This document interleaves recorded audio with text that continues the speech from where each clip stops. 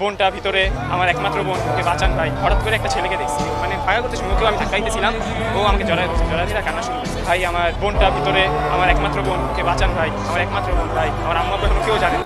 একটা দুর্ঘটনা ঘটে গেল। এই দুর্ঘটনায় মা হারালো তার সন্তানকে, ভাই হারালো তার বোনকে। কি কষ্টদায়ক সেই দৃশ্য। কিন্তু এই ঘটনা আগেই ঘটবে কিভাবে প্রকাশ পেল তা ফেসবুক গ্রুপে? এটা কি পরিকল্পিত ঘটনা?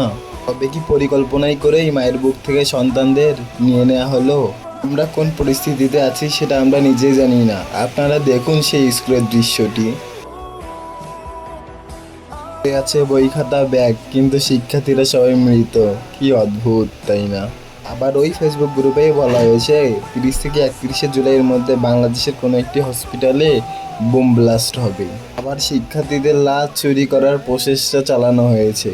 কি অদ্ভুত, তাই না? আমাদের মনুষ্যত্ব কোথায় আজ? আবার জীবন কি তবে বৃথা গেল?